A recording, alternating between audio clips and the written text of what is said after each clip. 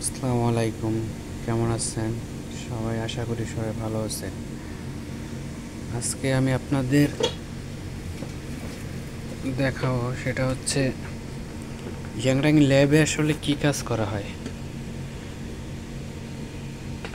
এখানে হচ্ছে মূলত ল্যাবের কাজ হচ্ছে যে শেড ম্যাচিং করা। যেমন হচ্ছে বাইরের রিকুইজিশন থাকে, যেমন বাইরে হচ্ছে একটা স্যাম্পল দেয়, স্যাম্পল অনুযায়ী ম্যাচিং করতে হয় আর কি। এখানে বিভিন্ন ধরনের শেড আছে, ইয়েলো, নেভি, বিভিন্ন কালার আছে। এখানে কালারের শেষ নেই। আপনাদেরকে যদি দেখাই,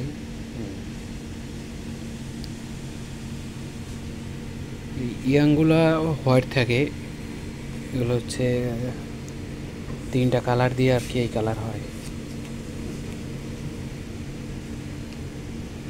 যেমন এই রেড শেডটা, এখানে আমরা তিনটা রাইস ব্যবহার করি, ইয়েলো, রেড, ব্লু।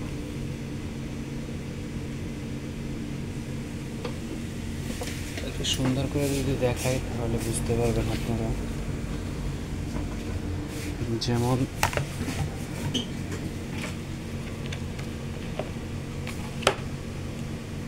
এখানে হচ্ছে বাইরের রিকুইজিশন, এই যে বাইরের নাম, এটা মোহনাল, সেটার নাম হচ্ছে বিসেন্ট। সুতার কাউন্ট আছে, এগুলো বিভিন্ন কাউন্টের হয়ে থাকে, 7 থেকে শুরু করে 100 পর্যন্ত হয়ে থাকে। এখানে তিনটা ডাইস দিছে। এই ডাইসের বিভিন্ন ব্র্যান্ড আছে। এটা রেমা জলের ইয়েলো আর, রেড আর, ব্লু আর। এই একটা পটের জন্য যেমন 1 নাম্বার পট এটা। এখানে স্যান্ড কালার হয়। আমরা তিনটে পট দিছে, তিনটে পট দেওয়ার পর কাঙ্ক্ষিত লক্ষ্যে প্রথম টাইলে হয় না, বিভিন্ন টাইল দিতে হয়। কিছু কিছু শেড আছে 3-4 বারও টাইল দিতে হয়। এগুলো আরও অনেক প্রসেস আছে, একবারে এগুলো বোঝানো সম্ভব না। তারপর হচ্ছে যে সল্ট সোডা আছে, এখানে সল্ট সোডা, উপরেটা হচ্ছে সল্ট, নিচেটা ছোড়া। এগুলো না দিলে হচ্ছে কালার ধরবে না সুতায়। চালানোর অনেক অপশন আছে, ডাইং প্রসেস আছে, বিভিন্ন shade, polyester, cotton, Turkish, vat dyeing, বিভিন্ন শেড আছে আর কি। যেমন এইটা হচ্ছে ফ্লোর থেকে দিয়ে গেছে। এটা প্রথম হচ্ছে আমরা ল্যাবে পলিপাট করে দিয়েছিলাম, তারপর হচ্ছে এটা এখন কটন পাট করতে হবে, কারণ পলিস্টারের ঢাইস আর কটনের ঢাইস আলাদা সম্পূর্ণ। এগুলো যে চালানো হয়েছিল পলিস্টারের, এগুলো পলিস্টারে চালানো হয়েছিল, যে আমরা প্রথমে ওকে করে দিছি ল্যাব থেকে পলিস্টার পার্ট, লেখা আছে পলিপার্ট ওকে করে দেওয়া হয়েছিল।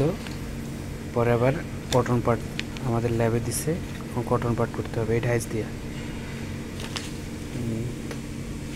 মূলত এই কাজ ল্যাবে, ইয়াংরাং ল্যাবে এই কাজ। মিড ডাইং ল্যাবে হচ্ছে আবার ভিন্ন ধরনের কাজ, ওইখানে ওরা ফেব্রিক নিয়ে কাজ করে, আমরা ইয়াং নিয়ে কাজ করি। ডাইং প্রসেস একই, ইয়াংরাং আর মিড ডাইং একই প্রসেস ডাইংয়ের।